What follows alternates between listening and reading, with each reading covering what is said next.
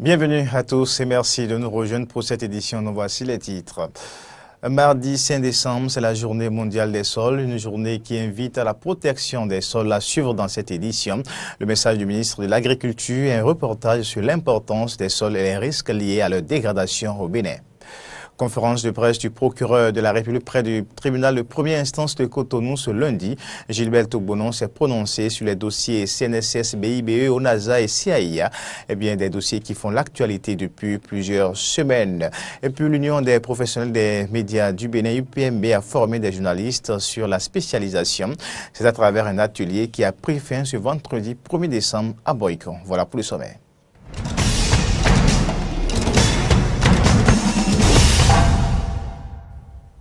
Et dernière fois, encore une fois, bienvenue à toutes et à tous. La communauté internationale célèbre ce mardi 5 décembre 2017, où célèbre les mardis, les 5 décembre de chaque année, la journée mondiale des sols. Le thème de cette année est prendre soin de notre planète, commence par les sols. À l'occasion de cette journée, le ministre de l'Agriculture, de l'Élevage et de la Pêche, Gaston Dossoui, a délivré un message à la nation. Nous invitons à suivre son message.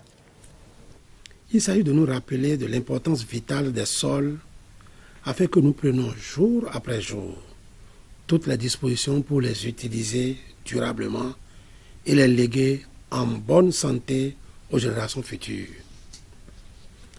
Le sol est à la base de toutes les formes de vie sur Terre. Sans sol, pas de plantes terrestres. Sans plantes terrestres, il n'y aurait eu ni atmosphère, ni oxygène, donc pas de vie sur la Terre. Malheureusement, bien trop souvent, l'importance vitale du sol pour tous les êtres vivants, principalement l'homme, est sous-estimée au point où, consciemment ou inconsciemment, il fait l'objet de toutes les formes d'agression, débouchant fatalement sur sa dégradation constante. La nature mettrait 500 ans pour remplacer 25 mm de sol perdu. Or, chaque seconde que Dieu fait, l'humanité perd l'équivalent d'un terrain de football de terre agricole. Particulièrement par rapport à notre secteur d'activité qu'est l'agriculture, les sols sont menacés par l'érosion hydrique et éolienne, le tassement des animaux et les instruments aratoires, la perte de matière organique induite notamment par les brûlures qui détruisent la flore, la matière organique ainsi que la faune et la microflore d'un sol, et j'en passe. L'acteur principal au cœur de cette dégradation se trouve être l'homme lui-même, de par les mauvaises pratiques de gestion qu'il adopte. C'est pourquoi les pratiques de gestion durable des terres, comme l'agriculture biologique, le labour zéro, la rotation des cultures, l'agroforesterie, l'agriculture de conservation sont recommandées pour maintenir les sols en bonne santé tout en augmentant de façon durable la productivité des exploitations. En effet, la dégradation des sols, loin d'être seulement une préoccupation environnementale, constitue une question de développement durable qui mérite d'être traitée avec la plus grande attention à tous les niveaux. Je voudrais saisir cette opportunité offerte par la célébration de la journée pour exhorter à nouveau tous les acteurs de développement, les responsables de la société civile, du secteur privé, les responsables de structures communautaires de base, chaque citoyenne et chaque citoyen à un changement de comportement vis-à-vis de nos sols, dont les bienfaits conditionnent notre vie sur Terre, afin que de façon collective, nous puissions léguer aux générations à venir des sols sains et productifs. Béninoises et Béninois, œuvrons pour la bonne santé de nos sols afin de renforcer la résilience de nos populations et nos écosystèmes au changement climatique et préserver la biodiversité. Et cette journée qui est à sa 3e édition a pour objectif de sensibiliser le public sur l'importance des sols, les ressources naturelles à multiples fonctions, mais qui sont aujourd'hui sous la menace des pressions anthropiques. C'est également le cas au Bénin, avec un taux assez considérable de dégradation des terres. Reportage. Les sols, partie superficielle de la terre, à caractéristiques physico-chimiques dépendantes du milieu et du climat, sont des ressources naturelles non renouvelables. Selon le système des Nations Unies, les sols abritent plus de la moitié de la diversité mondiale et génèrent les 94% des aliments de toute l'humanité. Ils ont donc des rôles écologiques, nourriciers, sociaux, économiques et bien d'autres. Un ingénieur urbaniste, il va définir le sol suivant l'utilité que le sol lui procure dans son domaine. Il va dire que le sol est un support de ses routes, de ses bâtisses, des maisons qu'il construit, des ponts et autres. D'accord ? Si vous prenez un agronome, il va vous dire que le sol est le support de ses plantes, d'accord ? De ses cultures. Alors, si vous prenez un écologiste, il va vous dire que le sol est un habitat. Le sol constitue un écosystème à part entière. Si vous prenez le Bénin, un pays en voie de développement, la plupart, bien l'essentiel de notre économie repose sur l'exploitation que nous faisons du sol. En un mot, c'est dire que si nous dégradons nos sols, ça veut dire que cela va affecter considérablement le niveau de notre économie. Réservoirs de carbone, les sols interviennent aussi dans l'atténuation des changements climatiques. Le sol, c'est une ressource qui stocke le carbone et qui évite le réchauffement de l'atmosphère. Le sol joue un rôle clé dans le cycle biogéochimique. Le cycle de carbone, le cycle de calcium, le cycle de l'azote, le cycle de phosphore, le cycle de potassium, des métaux. Face à la poussée démographique et à des pressions surtout d'origine anthropique, des menaces pèsent sur la durabilité des sols et sur leur capacité à assurer la sécurité alimentaire. Selon le système des Nations Unies pour l'agriculture, plus de 30% des sols sont dégradés sur toute la planète. Au Bénin, la situation est également inquiétante. La situation est un peu alarmante au Bénin. On a assez de grandes zones complètement dégradées. Et si nous commençons vers le sud, surtout la zone du plateau Agia, passant par Diakotomé, à Plaroué, à Zové, toutes ces zones-là, et que nous avons communément qualifiées à travers nos études dans le passé comme étant des sols comateux. Effectivement, ces sols pratiquement ne peuvent plus rien donner. Et qu'est-ce qu'il explique ? C'est une dégradation quasi totale de l'état de la matière organique dans ces sols-là. Les conséquences de la dégradation des terres touchent directement le volet sécurité alimentaire, puisque c'est grâce au sol que nous arrivons à cultiver, à nourrir toutes les bouches sur cette terre. Face aux dangers liés à la dégradation des terres, le Bénin signataire des 3 conventions de Rio, à savoir Convention sur la biodiversité, Convention sur les changements climatiques et Convention sur la désertification, mène des politiques dans le sens de la gestion durable des terres. Le Comité national de lutte contre la désertification a identifié cette année 2017 des cibles dans le processus NDT, neutralité de dégradation des terres. Pour atteindre la neutralité en matière de dégradation des terres, les objectifs sont fichés, d'accord ? Les mesures sont élaborées et consignées donc dans ce document, conformément aux vœux donc de la Convention, qui a demandé à tous les pays donc de prendre tout de suite les responsabilités. Des partenaires financiers et techniques interviennent également dans la gestion des terres au Bénin, comme la coopération technique allemande à travers le projet de protection et de réhabilitation des sols au Bénin. Et le sol est un patrimoine à conserver et à gérer durablement pour la suivi de toute la planète. Et qui parle de sol, parle de sécurité alimentaire. Et justement, la problématique de la sécurité alimentaire et de la nutrition sont au cœur d'une rencontre à Cotonou. Il s'agit de la semaine du Sahel et de l'Afrique de l'Ouest. Au cours de cette semaine se déroule la 33e réunion annuelle du réseau de prévention des crises alimentaires. Reportage Laurent Rolantoni Nikes et Firius Fiossi. La Semaine du Sahel et de l'Afrique de l'Ouest, édition 2017, a officiellement démarré ce lundi 4 décembre à Cotonou, en présence du ministre d'État Abdoulaye Bio-Tchane. Cette session, dont le thème est approche innovante et territoriale de sécurité alimentaire et nutritionnelle, est une occasion pour réfléchir sur les problèmes liés aux crises alimentaires, d'où la 33e réunion du réseau de prévention des crises alimentaires. Les enjeux alimentaires, nutritionnels et de résilience font partie des solutions aux défis sécuritaires et de stabilité. Mon pays et les autres États de la région doivent unir leurs efforts afin de replacer le défi de sécurité alimentaire et nutritionnelle au cœur des agendas de développement. Durant les 5 prochains jours, nous allons débattre de la situation et des perspectives alimentaires et nutritionnelles, réfléchir à des approches territoriales de ces enjeux, mettre en évidence les énormes potentiels d'emploi de l'économie alimentaire, faire le point sur la mise en œuvre et les perspectives d'agir l'Alliance globale pour la résilience au Sahel et en Afrique de l'Ouest.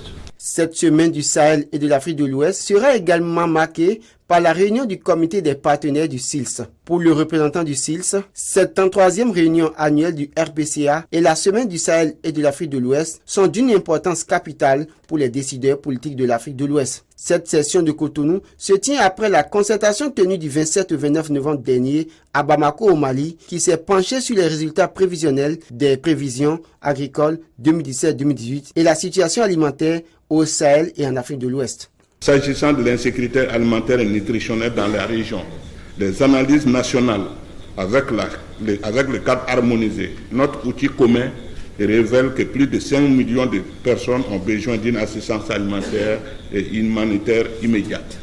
Cette situation est liée en grande partie à l'insécurité civile qui sévit dans la région du lac au Tchad, le nord-est du Nigeria, l'est du Niger, au nord et au centre du Mali et dans la boucle du Liptako-Gourma où on dénomme près de 2,8 millions de personnes déplacées et réfugiées. À cela s'ajoute la problématique de la migration des jeunes en Afrique de l'Ouest. Face à ce tableau, le président de la commission de la CEDEAO souhaite que ce rendez-vous de Cotonou aboutisse à des conclusions. Nous avons dit nous voudrions des solutions innovantes, mais il ne faudrait pas qu'on termine et qu'on dise qu'encore une fois, la 33e réunion a eu lieu, mais les solutions, nous les recherchons toujours. Nous avions dit, nous allons créer des emplois pour les jeunes, pour améliorer leur situation, afin qu'ils ne puissent plus aller vers l'immigration. Le ministre d'État Abdoulaye Biotchane se réjouit de l'organisation de cette réunion à Cotonou. Selon lui, la précarité alimentaire et la malnutrition constituent les handicaps majeurs au développement du continent africain. Notre gouvernement se sent concerné au plus haut point par les questions de sécurité alimentaire et nutritionnelle. C'est pour vaincre cela que dès cette rentrée scolaire d'octobre 2017, le président Talon a lancé le nouveau programme des cantines scolaires, couvrant désormais 31% des écoles primaires de notre pays, avec pour objectif dès la rentrée prochaine de 2018, une couverture à 51%. Cette semaine du Sahel prendra fin le vendredi prochain avec les réunions techniques entre les gouvernants, les partenaires techniques et financiers. Des événements spéciaux sont également prévus pour présenter des communications sur des thématiques spécifiques. Autre actualité dans cette édition, le procureur de la République près le tribunal de première instance de Cotonou a effectué une sortie médiatique sur les dossiers CNSS, BIBE, ONASA et CIA de présumées malversations qui font l'actualité depuis quelques semaines. Il a mis l'accent sur les affaires de placement d'argent de la Caisse nationale de sécurité sociale à la BIBE. Nous vous invitons à suivre dans cet extrait les précisions du procureur Gilbert Touboulon. Le 31 octobre 2017, mes services ont été saisis par l'inspecteur général des finances, IGF, pour des soupçons d'enrichissement illicite de certains dirigeants de la Caisse nationale de sécurité sociale. Saisis, les informations recueillies par mes services font état de ce que, du 13 juin au 1er juillet 2016, la Banque internationale du Bénin, BIBE, a fait l'objet d'une mission de vérification globale de la Commission bancaire de l'Union monétaire ouest-africaine, UEMOA.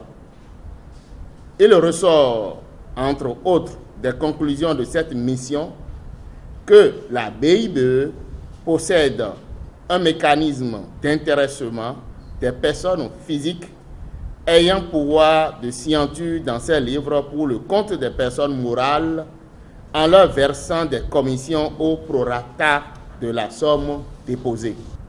Il ressort de nos investigations que les différents fonds que la CNSS a placés dans ces conditions auprès de la BIBE au titre de dépôt à terme s'élèvent à 16 milliards de francs CFA et le montant des commissions versées en liquide tel que consigné dans les procès-verbaux est de soit 11 994 737 francs CFA.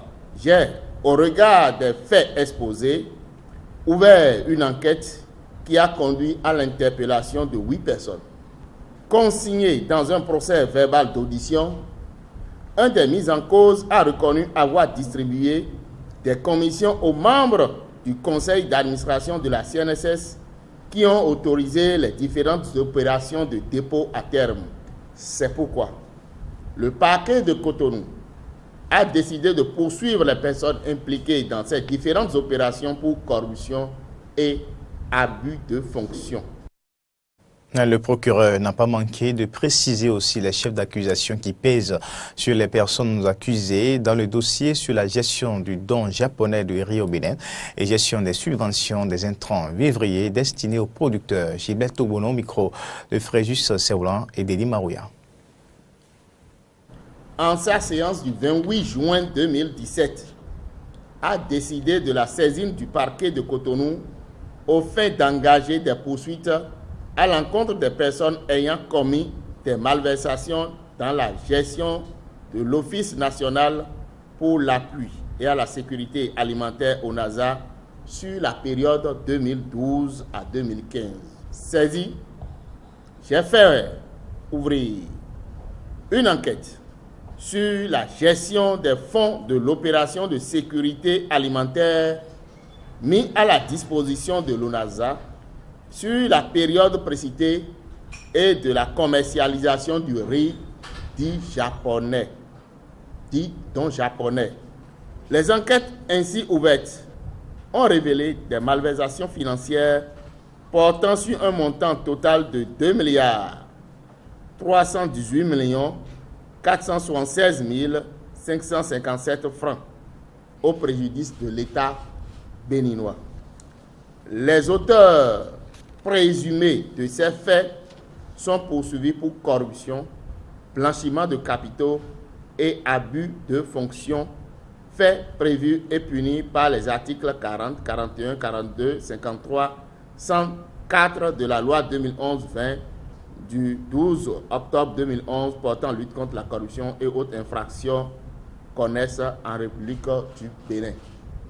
Ils comparaîtront à l'audience du flagrant délit du 15 décembre 2017. Le Conseil des ministres, en sa séance du 6 septembre 2017, a décidé de la saisine du parquet de Cotonou au fait d'engager des poursuites à l'encontre des personnes ayant commis des malversations dans la gestion de la centrale d'achat des intrants agricoles. Saisi, j'ai ordonné l'ouverture d'une enquête. Il ressort des résultats de ces investigations que, sur la période 2014 à 2015, des malversations financières de plus de 2 milliards de francs CFA sur une subvention de 3 milliards 680 millions de francs CFA devant initialement servir à l'approvisionnement en intrants vivriers destinés aux agriculteurs sur toute l'étendue du territoire national ont été distraits.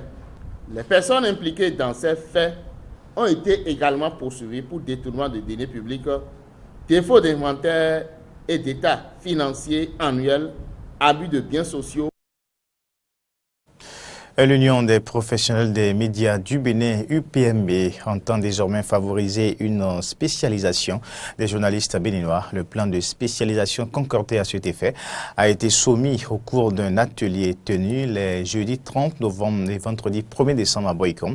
Voici le compte rendu de Jonas Bouti. C'est un deuxième atelier du genre après celui de Parakou qui a réuni les responsables des structures décentralisées de l'UPMB pour qu'ils réfléchissent sur la proposition de l'UPMB pour la spécialisation des professionnels des médias du Bénin, un projet qui tient à cœur au président de l'UPMB, Franck Botiémin. Nous avons pris l'engagement au niveau de l'Union, au niveau du bureau exécutif, de travailler à ce que d'ici 5-10 ans, que nous ne comptions dans nos rangs que des journalistes pointus. Avant de dévoiler le plan de spécialisation que propose l'Union des professionnels des médias du Bénin, 2 experts ont été conviés à partager leur expérience avec les participants pour leur permettre d'engager les réflexions sur le document.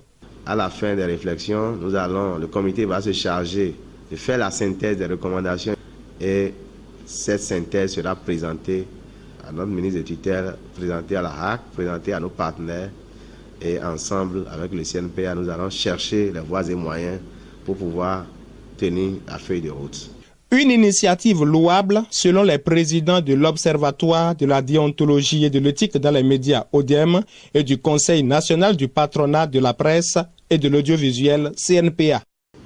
Parce que si nous restions à l'étape où nous étions, où nous ne faisions que du commentaire de l'esprit qui tient au bout de nos nez dans la presse béninoise, les questions de contenu se rejetteront à nos faces et on ne pourra pas avancer pour dire nous sommes dans une presse de qualité. Le CNPA se trouve totalement engagé auprès de l'UPMB par rapport à ce dossier, par rapport à cette initiative, par rapport à cette nouveauté-là. Nous avons eu des généralistes autant. Il est temps que, de façon pointue, on a des gens qui puissent techniquement lever un peu le niveau au niveau de la rédaction. En cela, le CNPA est totalement de votre avis. Désormais convaincu de la nécessité d'une spécialisation comme seul moyen pour ne pas se faire éjecter du journalisme par les nouvelles mutations dans ce métier, les participants ont également échangé sur les contraintes liées à la spécialisation dans la presse. Des députés et cadres politico-administratifs des départements du Mono et du Koufo ont effectué ce dimanche une tournée dans le département du Koufo pour s'enquérir du déroulement du ravi parti de la préfecture d'Aplaoué. La délégation a sillonné les 6 communes du Koufo pour terminer par Dobo. Que peut-on donc retenir de cette tournée? Suivant les explications des députés Gérard Benocci et du préfet du Koufo, Christophe Mengbedi. Ils sont au micro de Jonas Boti. Nous venons de boucler une journée de tournée de supervision du trafic dans le département du Koufo. Nous avons sillonné les 6 communes du Koufo où nous bouclons par Dobo. On a noté un engouement des populations. Ce que nous comprenons, c'est que les populations sont plus en avance que nous, les politiques. Elles comprennent que c'est dans leur intérêt que le gouvernement a initié l'opération RAVIP. Malgré cet engouement des populations et cette sortie massive, par endroits, les agents formulaires ne sont pas à la pointe parce que les populations sont là. Et les agents formulaires et les OP qui n'arrivent pas à atteindre la moyenne qu'on devrait enregistrer par jour.